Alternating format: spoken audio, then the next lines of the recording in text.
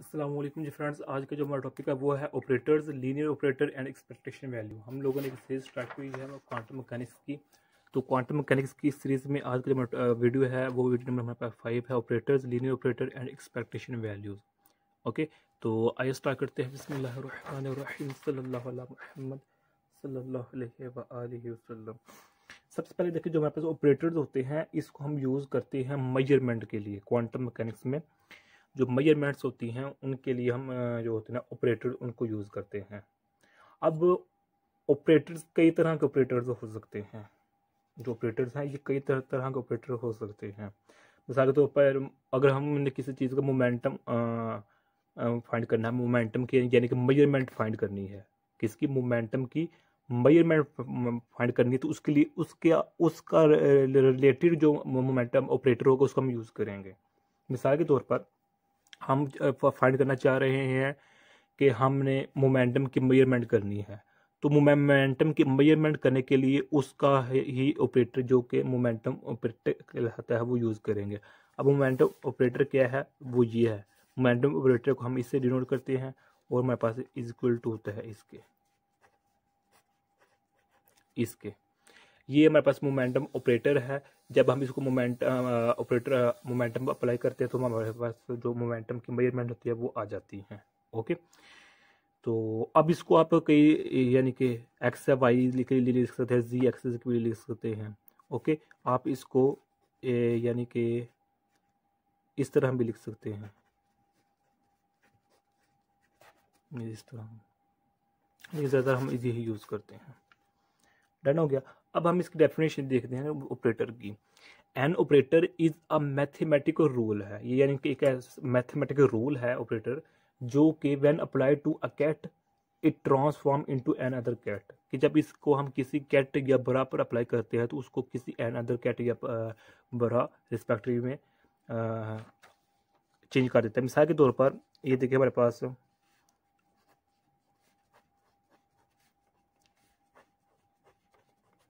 ये हमारे पास ऑपरेटर कहलाता है, ये वाला, ये हमारे पास ऑपरेटर है।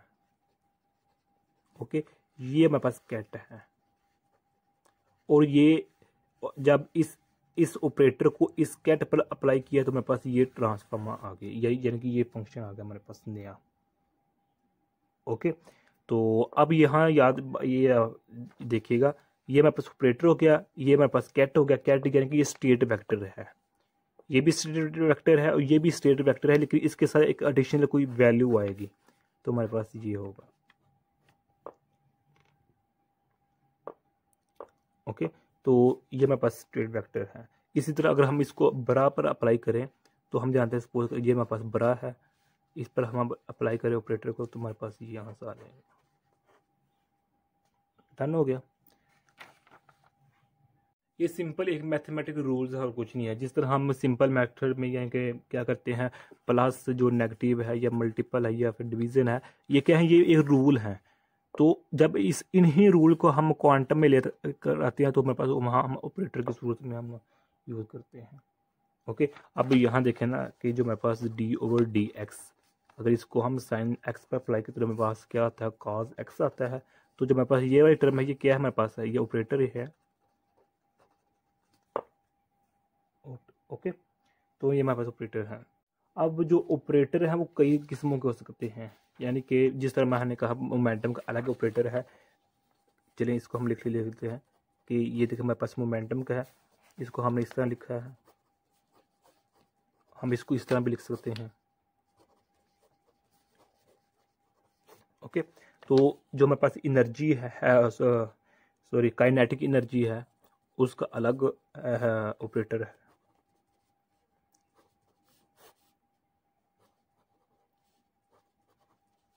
यानी कि इस ये ऐसे है 2m। ओके, ये काइनेटिक का अलग है। इसी तरह हम बात करें हेमिल्टोनियन का, हेमिल्टोनियन अगर वो टाइम इंडिपेंडेंट है तो उसके लिए हमारे पास ये होगा प्लस मी, और अगर वो टाइम डिपेंडेंट है तो उसके लिए हमारे पास ये होगा। आप इसको इस तरह भी लिख सकते हैं।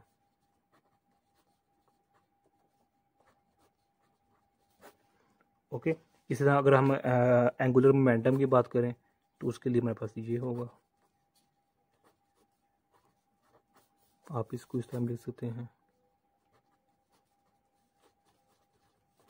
तो ये हमारे पास है डिफरेंट ऑपरेटर्स कहलाते हैं।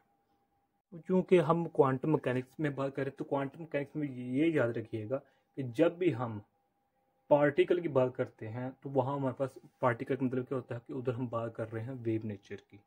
क्योंकि क्लासिकल मैकेनिक्स में और क्वांटम मैकेनिक्स में बेसिक फ़र्क ही यही है कि क्वांटम मैकेनिक्स में हम वेव नेचर को डिस्कस करते हैं, लेकिन क्लासिकल मैकेनिक्स में हम वेव नेचर को इग्नोर कर रहे होते हैं। ओके, अब ये देखना जो हमने बात की इधर ऑपरेटर की, ये देखें कि ये हमारे पास एक पार्टिकल की वेव नेचर है। ओके, हमारे पास पार्टिकल है, डन।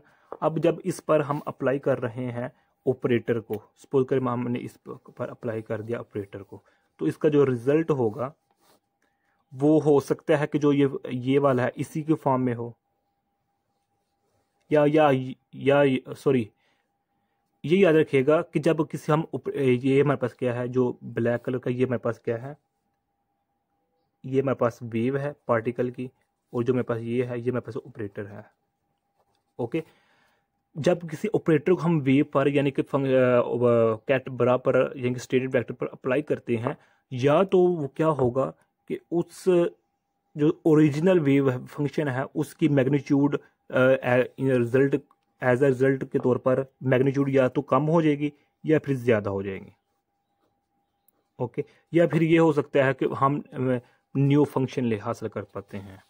ओके, ये हमारे पास क्या है, ये हमारे पास वेव फंक्शन है, वेव अप है तो पार्टिकल की, तो इस पर हमने एक ऑपरेटर को अप्लाई कर दिया, तो इसका जो रिजल्ट होता है वो दो किस्मों का हो सकता है। कि पहली बात तो ये है कि जो ये है वेव है, ये इसकी एम्पलीट्यूड इंक्रीज हो जाएगी या फिर डिक्रीज हो जाएगी, या फिर सेकंड रिजल्ट क्या हो सकता है, सेकंड रिजल्ट ये हो सकता है कि ना एम्पलीट्यूड कम हो सकती है ना ज़्यादा हो सकती है, बल्कि वो न्यू डिफरेंट फंक्शन आ सकता है हमारे पास। ओके, किसी भी फॉर्म में है,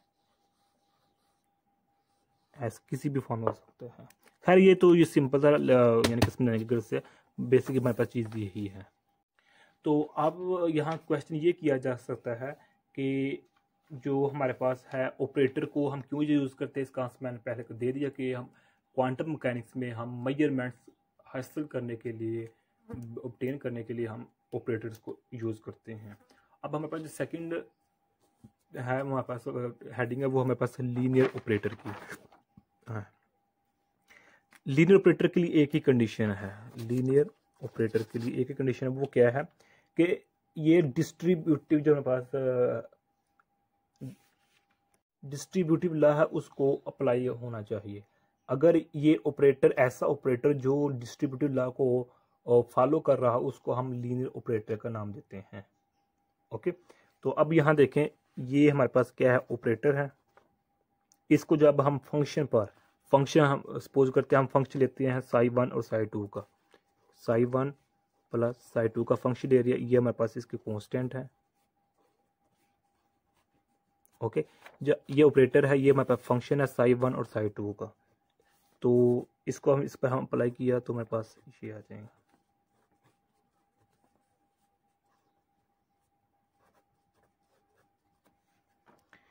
ये है, अगर ये इक्वेशन सेटिस्फाई करे तो उस ऑपरेटर को हम क्या कहते हैं, ये मेरे पास लीनियर ऑपरेटर है। ये मेरे पास क्या है, कॉन्स्टेंट्स हैं, ये मेरे पास क्या ऑपरेटर है, ये अगर आप एक्स एक्सिस लोगे इधर भी एक्स एक्सिस लिख लें, डन हो गया। इसके आप एक और एग्जांपल ले सकते हैं, यानी कि ये देखें कि डेरिवेटिव ऑपरेटर जो हमारे पास होता है,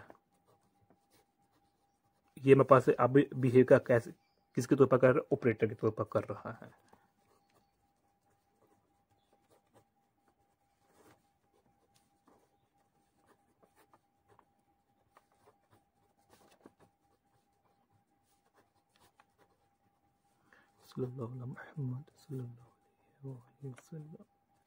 अब ये देखें, ओके, ये है हमारे पास लीनियर ऑपरेटर। अब यहाँ हमारे पास नॉन लीनियर ऑपरेटर भी होता है। मिसाल के तौर पर हम अगर इसके एग्जांपल लें कि A1 Sai 1 plus A2 Sai 2, इसका अगर लें रूट तो इसको हम अगर इंडिविजुअल लिखूँ मैं, ये इसके कभी भी इक्वल नहीं होगा। तो ये मेरे पास एग्जांपल किसकी होगी, नॉन लीनियर ऑपरेटर की। ओके, तो ये दोनों किसकी हैं, लीनियर ऑपरेटर है, ये नॉन लीनियर ऑपरेटर है। डन हो गया। अब अगर इसी लीनियर ऑपरेटर को हम कैट और ब्रा की फॉर्म में लिखना चाहें, वो इस तरह लिख सकते हैं। हमारे पास ऑपरेटर है, E1 है हमारे पास, ये कैट साई 1 है, E2 कैट साई 2, ये हमारे पास। ओके, ये हमारे पास कॉन्स्टेंट्स है, ये साई 1 है, ये साई 2 है।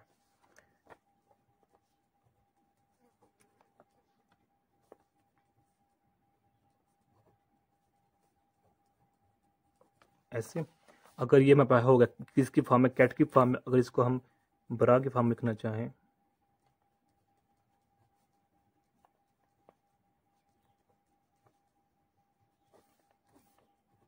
यानी कि ऑपरेटर को अब हम इधर ले हैं, ये कैट है, ये भी कैट है, ये बड़ा है, ये भी बड़ा है। तो इस फॉर्म में हमारे पास क्या हो जाएगा, 1 एस, इस तरह हो जाएगा हमारे पास।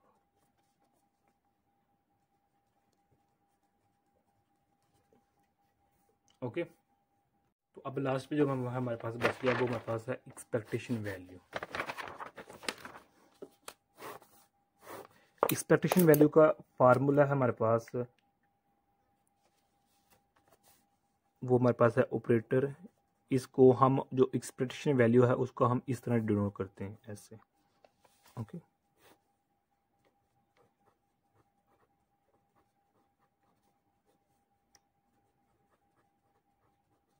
ये हमारे पास जनरल फार्मूला है। ये किस केस में है, अगर हमारे पास जो फंक्शन है वो हमारे पास नॉर्मलाइज्ड नहीं है। ओके, हमारे पास क्या है, नॉर्मलाइज्ड नहीं है, ये उस केस में है, इफ नॉट नॉर्मलाइज्ड। और अगर हमारे पास नॉर्मलाइज्ड है तो फिर इसको हम इस तरह लिखेंगे, सिंपल,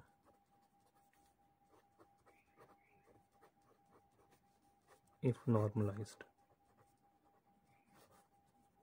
नॉर्मलाइज्ड का मतलब क्या है कि जब हमारे पास कोई फंक्शन नॉर्मलाइज्ड होता है तो वो हमारे पास इज इक्वल टू 1 होता है। अगर हमारे पास नॉर्मलाइज्ड नहीं है तो उस फंक्शन को फिर हम नॉर्मलाइज करेंगे, तो हमारे पास ये फार्मूला होगा। अगर मैं पहले ही नॉर्मलाइज है तो उसको हम इस फॉर्म में लिखेंगे। आप अगर इस फार्मूले को, ये जनरल फार्मूला है, अगर इस जनरल फार्मूले को अगर हमें लिखना चाहे पोजीशन के लिए, पोजीशन यानी कि expectation value of for position, उसके लिए लिखना चाहें तो हम इस तरह लिख सकते हैं।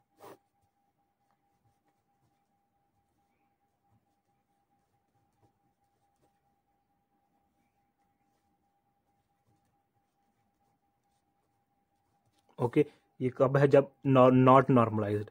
अगर नॉर्मलाइज्ड है तो उस केस में फिर हम सिंपल यही लिखेंगे।